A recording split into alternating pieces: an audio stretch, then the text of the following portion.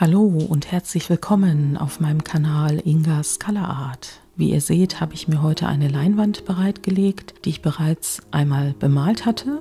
Ich habe entschieden, dass dieses Bild neues Leben eingehaucht bekommt. Vorher war das ein Farbauftrag, wo ich Airbrush-Farben ausprobiert habe und die sind sehr flüssig und das war weit bevor also Pouring-Farben den Markt betreten haben. Und aus diesem Grund möchte ich heute etwas ganz anderes damit machen. Die Hintergrundbemalung der ursprünglichen Leinwand war in der Mitte silberfarben und deshalb habe ich mich für einen Farbauftrag entschieden, der aus einem neutralen Grau und der Farbe Silber besteht. Und diesen Farbauftrag mache ich in 2 Schichten, denn eine alleine reicht nicht, hatte ich entschieden. Die Textur der vorherigen Leinwand sind also noch gut zu erkennen und deshalb gehe ich auch noch ein zweites Mal mit den beiden Farben über die Leinwand. Mit dem Silber gestalte ich mir hinterher einen Rahmen, denn ich habe heute etwas Spezielles mit dem Spachtelmesser und mit Abdeckband vor.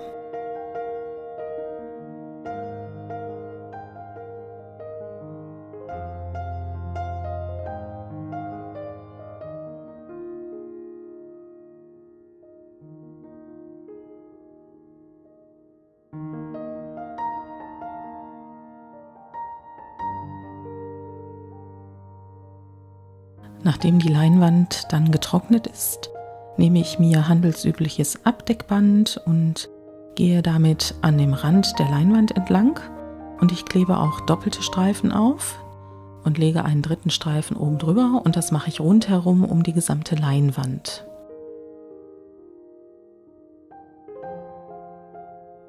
Anschließend klebe ich mir noch Felder innerhalb der Leinwand ab. Erst mit dem normal breiten Klebeband und dann benutze ich spezielles schmales Washi-Tape. Damit kann man nicht nur gerade Linien kleben, sondern man kann auch kurvige Linien kleben. Und ich bin auch ganz gespannt, ob das, was ich heute vorhabe, dann hinterher auch so aussehen wird.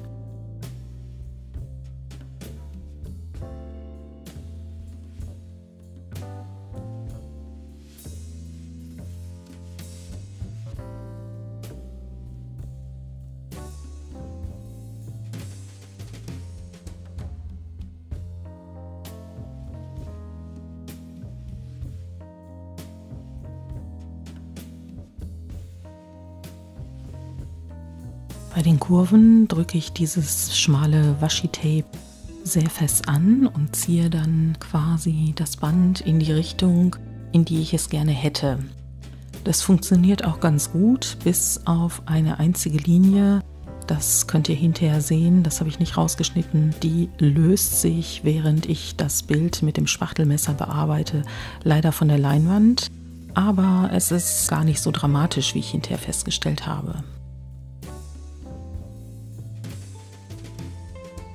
Also ihr könnt euch sehr freuen. Es geht los mit Türkisgrün und Türkisblau.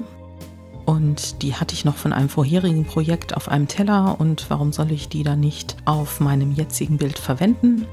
Ich trage das Ganze mit einem Spachtelmesser auf und ich schichte die Farbe erstmal in einer Reihe. Und danach trage ich dann auch noch Graphit und Hellrosa auf. Und das mache ich noch relativ gleichmäßig.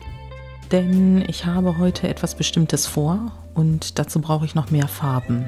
Und je mehr Farben ich auftrage, desto bunter wird auch das Bild.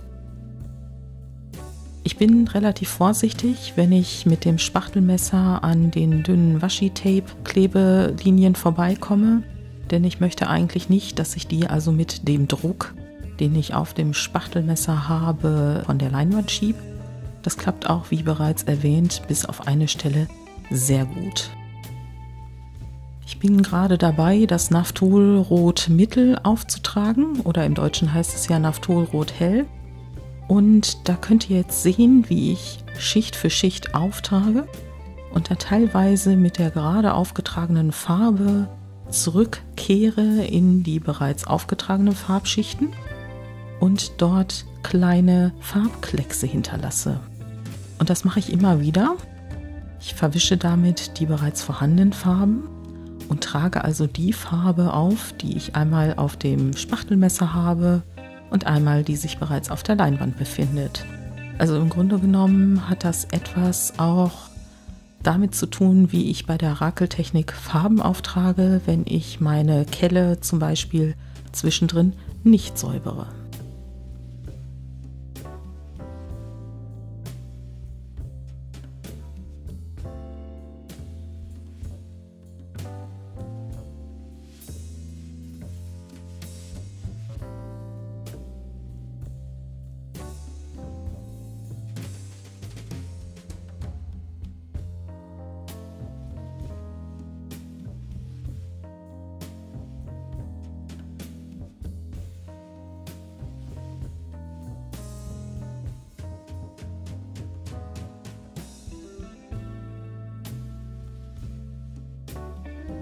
Alle Farben, die ich bislang aufgetragen habe, sind die von Amsterdam Acrylics. Und jetzt kommt zum ersten Mal eine Farbe von Winsor & Newton ins Spiel. Letzten Endes ist es aber egal, von welchem Hersteller die Acrylfarben aufgetragen werden. Sie sollten nur relativ pastös sein, das heißt ein bisschen dickflüssiger, denn dann macht das mit dem Spachtelmesser und dem Auftrag sehr viel Spaß. Und heute soll es ja relativ farbenfroh zur Sache gehen und deshalb wechsle ich auch sehr oft die Farben. Die Materialliste findet ihr wie immer in meinen Videos in der Videobeschreibung und dort gibt es Links meistens zu Amazon. Ich bin also Amazon-Partner. Das bedeutet, dass die Kosten ganz normal sind, wenn ihr dort etwas erwerbt, aber ich bekomme eine kleine Provision und das hilft mir auch, Videos für euch zu produzieren.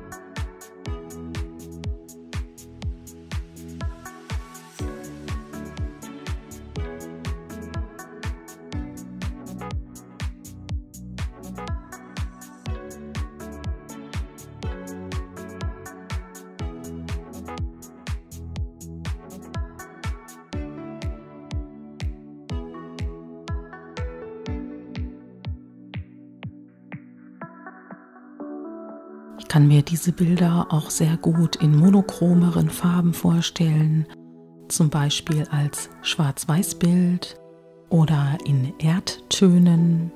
Auch Metallic-Farben sind denkbar. Also ich glaube, damit kann man sehr, sehr viel machen und für seine Bedürfnisse gestalten und variieren.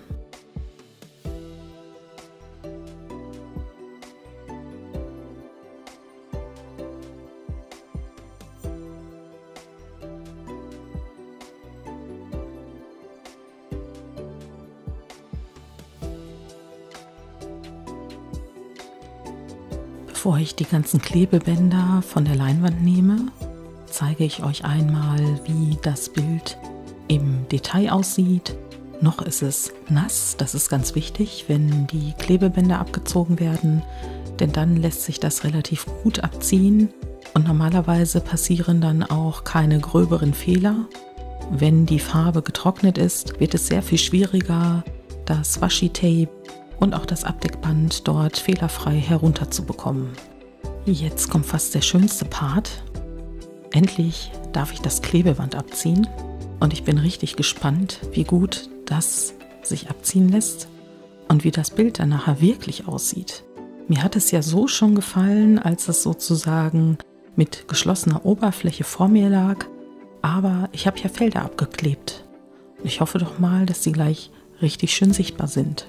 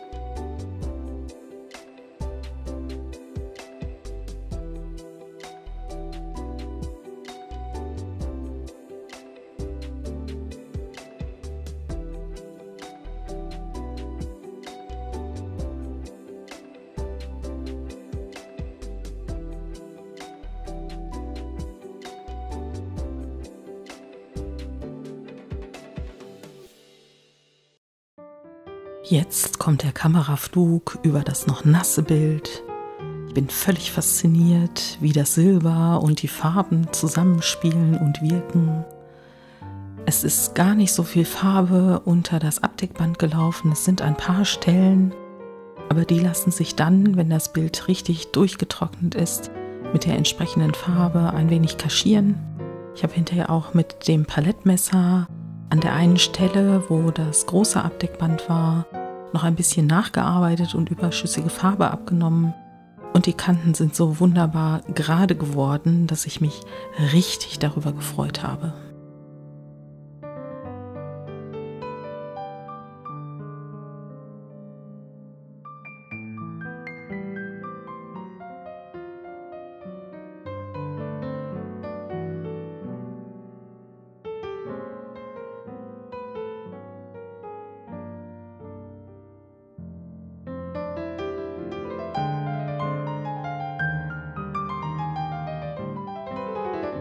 Jetzt noch ein paar Impressionen des getrockneten Bildes.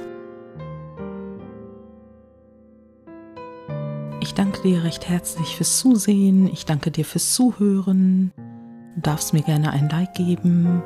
Ich hoffe, es geht dir gut und wir sehen uns beim nächsten Mal.